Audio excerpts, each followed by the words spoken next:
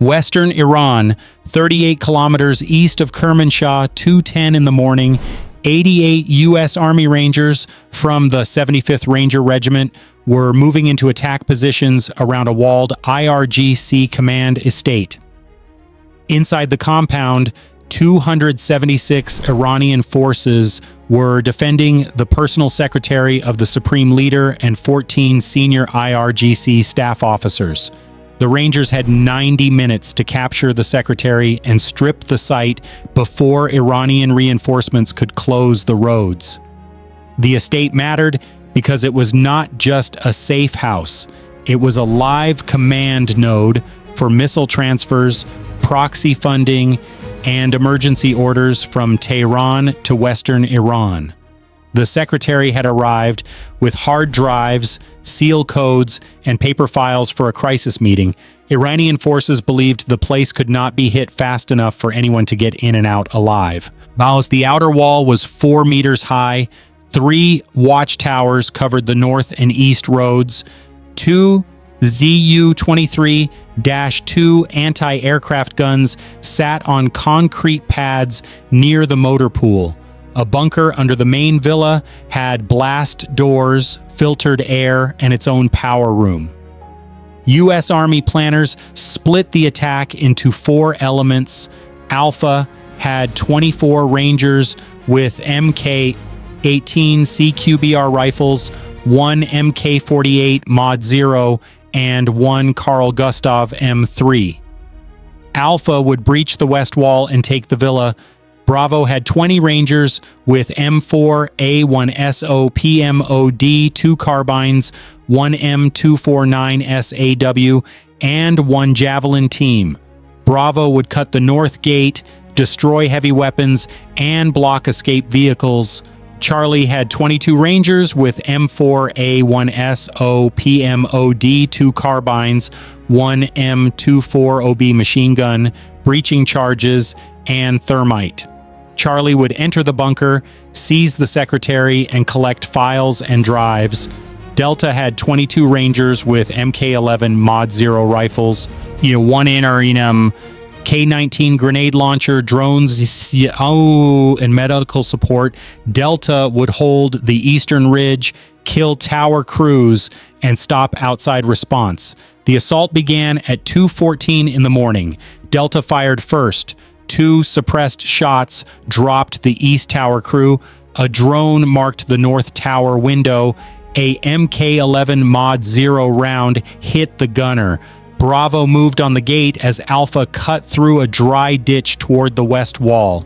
Charlie stayed low behind Alpha, waiting for the breach lane to open. Then the first Iranian sentry turned, saw movement, and raised his AK-74. He fired once. The estate lights snapped on, sirens started, the quiet part was over. Alpha hit the wall with a linear charge. The blast cut a 3-meter opening. Rangers rushed through smoke and broken block. 1 Iranian PKM machine gun opened from a sandbag post beside the garage. Alpha dropped flat. Down, a Ranger fired a Carl Gustav M3 high explosive round into the post. The gun pit collapsed. Bravo reached the north gate at the same moment. A breacher slapped C4 on the lock plate. The gate blew inward. 2 pickup trucks near the guardhouse tried to start. The Javelin team fired. The lead truck burst into flame. The second truck rolled backward into the wall. At 2:17, Iranian forces reacted in fragments. Tower alarms were sounding, but the tower crews were dead or pinned. Men from the barracks ran outside with AK-74 rifles and RPG-7 launchers, but they had no clear picture of the attack. Some ran toward the gate, others ran toward the villa. The bunker guards thought the attack was only a diversion. That mistake lasted less than 2 minutes. Delta fired the MK19 grenade launcher across the eastern service road. Grenades burst over a group of 18 Iranian forces moving toward the villa. 6 fell at once. The rest scattered behind parked fuel drums. Alpha drove toward the villa entrance. Short bursts, fast movement. 2 Rangers with MK18 CQBR rifles cleared the front arcade. A 3rd Ranger threw a flashbang through the open reception doors. 3 Iranian guards stumbled out half-blind. Alpha cut them down. A heavy steel shutter began dropping over the main hall. A Ranger shoved a folding ladder under the track. The motor jammed. Alpha slipped inside before the opening closed. Bravo was still fighting at the north side. A DSHK heavy machine gun came alive above the guardhouse. Its first burst hit the road and sprayed stone into 2 Rangers. One was wounded in the arm. The other took cuts across the face. Bravo answered with M4A1 fire. Then a second C4 charge against the stairwell base. The blast knocked the DSHK crew off balance. A Ranger climbed the steps and finished the position. At 2:20, Charlie pushed through Alpha's breach and turned south toward the bunker ramp. Iranian forces had rolled a metal barrier truck across the ramp mouth. Charlie did not stop. A Ranger fired an AT-4 into the truck engine. Flames spread under the frame. Another Ranger ran forward with date cord, looped it through the bent barrier, and blew a gap wide enough for 2 men at a time. Charlie entered the ramp under smoke. Inside, 4 bunker guards fired from the first turn with PKM and AK-74 fire. Charlie hugged the wall. A breacher rolled 2 grenades around the corner. The blasts shook dust from the ceiling. Charlie rushed through and took the turn. And the fight inside the villa was now room to room. Alpha crossed the main hall and split into 2 fire teams. One moved upstairs toward the communications floor. The other cut toward the rear office wing. Iranian forces had locked 2 hallway doors and stacked filing cabinets behind them. Alpha fixed that in seconds. A Ranger placed a shaped charge on the hinge line. The first door blew inward. The second door cracked open under a shotgun breach. Inside the rear office, 2 Iranian officers tried to burn paper files in steel bins. Alpha killed one and wounded the other. The flames started climbing the folders. A Ranger dumped a water can over the bins, dragged the files clear, and marked the room secure. At 2:23, the broader fight turned against the estate defenders. Delta had full control of the ridge and could see both approach roads. Now, a convoy of 9 IRGC vehicles came from the northeast road without lights. Delta watched until the lead vehicle reached a choke point between 2 stone walls. Then the Rangers fired a Javelin missile from a secondary hide. The lead truck exploded. The rest of the convoy stopped hard. 1 vehicle tried to turn around. Delta hit it with M24 OB fire from a lower ledge. Drivers bailed out and crawled for cover. None of them reached the estate.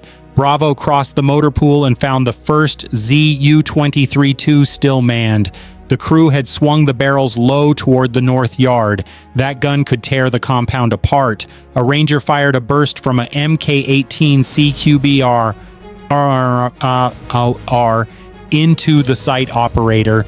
Another threw a grenade under the wheel mount. The blast damaged the traverse gear but did not kill the weapon. The gunner kept moving. Bravo ended it with a Hellfire missile from an overhead drone strike called in from a waiting support aircraft. The missile hit the concrete pad and shattered the gun. Burning fragments tore through 3 nearby fuel Bowsers. At 2:27, Charlie reached the bunker blast door. The door was sealed from the inside and wired to a deadbolt frame. Charlie stacked on both sides of the corridor. A breacher pressed a shaped charge on the locking bar and covered it with a blanket to control fragments.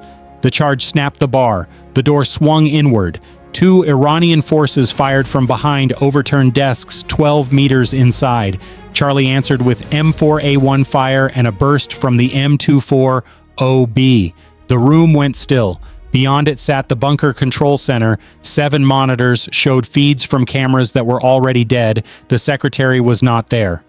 Charlie found only aides radios and 2 bodyguards in black armor. 1 bodyguard fired an RPG-7 inside the room and killed himself when the rocket hit a console at bad angle.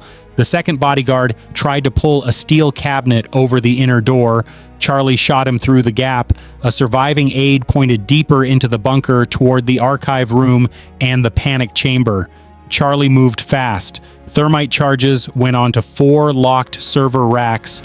Rangers pulled the drives first, then burned the boards. No system on that floor would boot again. At 2:31, Alpha hit resistance on the second floor. Iranian forces had turned the corridor into a firing lane with mattresses, desks, and a PKM at the far end. The first burst hit a wall and showered plaster over 2 Rangers.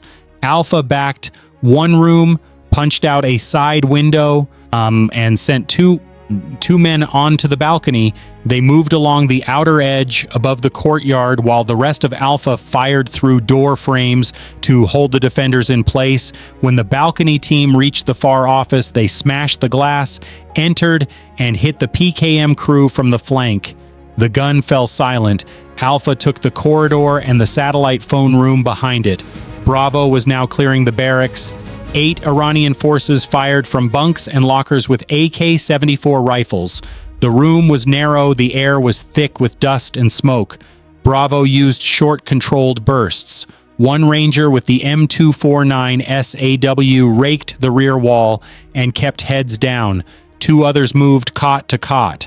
3 defenders were killed, 4 were wounded, 1 tried to crawl under a bed with a grenade in hand.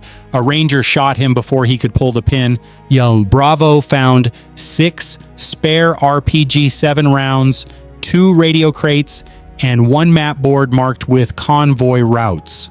At 2:35, the bunker fight reached the panic chamber. The chamber door was smaller but thicker than the first blast door. Charlie had no time for a slow cut. A breacher fixed date cord around the hinge side and hit it. The frame bent. Another Ranger shoved a Halligan tool into the gap and pulled. The door opened 20 centimeters. An Iranian guard fired through the crack. 1 Ranger took a round through the plate carrier and went down hard but conscious. Charlie tossed a flashbang through the opening. The chamber lit white. Rangers stormed inside. 3 guards died in seconds. The secretary of the Supreme Leader was on the floor beside a steel desk, bleeding from the ear and trying to destroy a satchel phone with a hammer.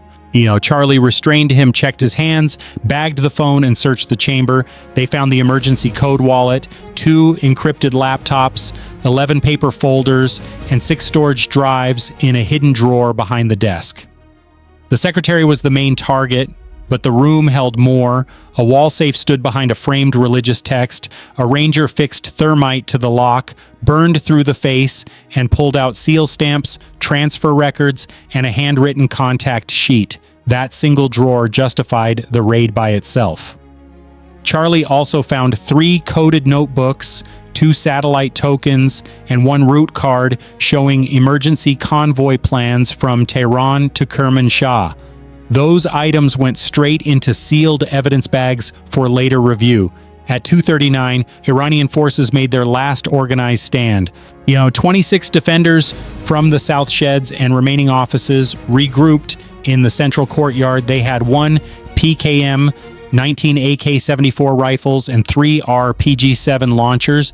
They fired at the villa windows and bunker ramp together, trying to split Alpha and Charlie before the target could be moved. Delta saw the massing first and called the range. Bravo shifted from the barracks and opened from the north side with the M249 SAW and rifle fire. Alpha fired down from the second floor. Charlie brought the captured secretary up the ramp behind ballistic shields. 1 RPG-7 round hit the bunker wall and sent fragments across the steps. Another slammed into the burned barrier truck. Fire washed over the ramp mouth. A Ranger on Alpha's balcony fired the Carl Gustav M3 into the courtyard fountain wall, where the PKM crew had braced their gun. The blast broke the position. Delta followed with MK18 rounds that burst over the last cluster of Iranian forces. The stand ended in less than 4 minutes. By 2:44, the objective was seized. The secretary was hooded, flex-cuffed, and moved into an armored vehicle brought through the north gate. Charlie loaded the paper files, drives, seal stamps, and satchel phone into shock cases. Bravo placed thermite on 2 surviving radio arrays and the second U-23-2 Alpha rigged the Villa communications room with C4 and checked for wounded Rangers. Delta reported fresh vehicle movement 11 kilometers out, this time heavier and faster. The Rangers had what they came for. Staying longer would turn a clean raid into a road battle. The withdrawal started at 2:48. Delta covered the eastern road, while Alpha and Bravo pulled back in bounds from wall to wall. Charlie kept the target in the middle of the convoy with 2 medical Rangers and 1 interpreter. At 2:52, Alpha detonated the Villa charges. The communications room collapsed into the floor below. Satellite gear, servers, and signal masts burned in one rising fire. A minute later, Bravo fired the last thermite bundle in the motor pool. The second anti-aircraft gun sagged into molten metal. Iranian reinforcements reached the outer ridge at 2:58 and fired blind with PKM and RPG-7 rounds, but Delta had already broken contact. At 3:04, U.S. Army Rangers crossed the final checkpoint and left the kill zone behind. U.S. Army Rangers lost 3 killed and 9 wounded. Iranian forces lost 74 killed, 58 wounded, and 39 captured. The Rangers seized the Secretary of the Supreme Leader, 2 encrypted laptops, 6 storage drives, 11 paper folders, 1 satchel phone, 14 seal stamps, and 1 handwritten contact sheet. They destroyed 2 ZU. 23-2 guns, 1 DSHK position, 9 vehicles, 1 bunker control center, 1 communications room, 4 server racks, and fuel and signal equipment worth $28 million. Iran believed the estate near Kermanshah could shield one man and the network around him long enough for the rest of the system to react. Instead, U.S. Army Rangers broke the walls, cut the command links, took the target, and were gone before the nearest rescue force could build a line. Iranian forces had walls, bunkers, guns, and numbers. What they did not have was 88 U.S. Army Rangers willing to finish the mission in 54 minutes.